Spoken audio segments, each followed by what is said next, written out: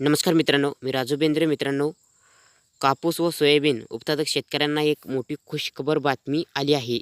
म्हणजेच आता राज्य सरकारकडून सोयाबीन आणि कापूस शेतकऱ्यांच्या खात्यावरती निधी वितरित करण्याचा मार्ग मोकळा झालेला आहे. ह्या संदर्भातला तो GR आहे, आज आलेला आहे. त्या GRमध्ये अनुदान कधी वितरित केले जाणार आहे, किती निधी मंजूर करण्यात आली आहे, हे सर्व माहिती देण्यात आलेली आहे. थोडक्यात आपण ते GR मधून सर्व माहिती पाहून घेऊया. त्याच्या आधी आपल्या आरबीटेक मराठी यूट्यूब चॅनलला सबस्क्राईब करा, कारण असेच महत्त्वाचे सरकारी योजनांची अपडेट, शेतीविषयी माहिती, दररोजचे नवीन हवामान अंदाज भेटत राहतील.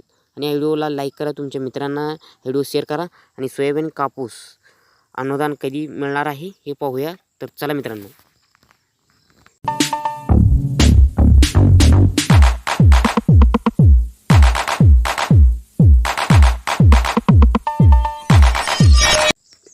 मित्रांनो, सन 2023च्या खरीप हंगामामधील कापूस व सोयाबीन उत्पादक शेतकऱ्यांना अर्थसहाय्य देण्याकरिता पवारणी मागणीद्वारे उपलब्ध झालेल्या 4,194.68 कोटी निधीपैकी 2,516.80 कोटी निधी सन 2024-25 मध्ये वितरित करण्याबाबतचा हा शासन निर्णय आज आलेला आहे मित्रांनो.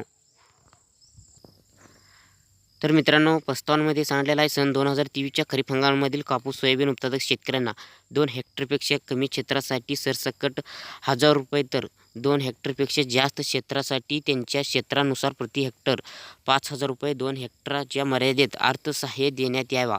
ह्यासाठी कापूस उत्पादक शेतकऱ्यांसाठी 1,548.34 कोटी व सोयाबीन उत्पादक शेतकऱ्यांसाठी 2,746.34 कोटी असा एकूण 4,194.68 कोटी खर्च करण्याचं मान्यता देण्यात आली आहे. त्यानुसार संदर्भ क्रमांक 3 आणि 29 जुलै 2024 रोजी शासन निर्णय निर्गमित करण्यात आलेला आहे. तसेच 2023च्या खरीप हंगामामधील कापूस व सोयाबीन उत्पादक शेतकऱ्यांना अर्थसहाय्य देण्याबाबतचा कार्यपद्धती शासन निर्णय संदर्भात 5 निर्गमित करण्यात आलेला आहे. सन 2023च्या खरीप हंगामामधील कापूस व सोयाबीन उत्पादक शेतकऱ्यांना अर्थसहाय्य देण्याकरिता जुलै पावसाळी अधिवेशनात 2024 मध्ये सन 2024 व 25 याकरिता 4,194.68 कोटी इतका निधी मध्ये उपलब्ध करून देण्यात आला आहे. मित्रांनो, सन 2023च्या खरीप हंगामामधील कापूस व सोयाबीन उत्पादक शेतकऱ्यांना अर्थसहाय्य देण्याकरिता शासन निर्णयाने आयुक्त कृषी पुणे यांना अर्थसंकल्पीय वितरित प्रणालीद्वारे उपलब्ध करून देण्यात येत आहे. ही निधी आहे मित्रांनो, ही प्रणालीद्वारे तुमच्या DBTच्या माध्यमातून तुमच्या खात्यामध्ये 2 हेक्टरपेक्षा जास्त जर तुमचं क्षेत्र असेल तर 5,000 रुपये असे धरून अनुदान भेटेल. आणि 2 हेक्टरपेक्षा कमी जर क्षेत्र असेल तर तुम्हाला 1,000 रुपये धरून असा अनुदान तुम्हाला मिळणार आहे.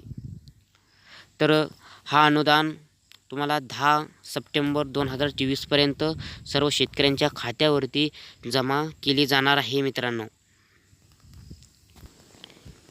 कापूस व सोयाबीन उत्पादक शेतकऱ्यांसाठी हा महत्त्वाचा अपडेट होता. व्हिडिओला लाईक करा, चॅनलला सबस्क्राईब करायला विसरू नका, तुमच्या मित्रांना व्हिडिओ शेअर करा. परत माहितीसह परत व्हिडिओसह भेटूया. इथंच थांबतो.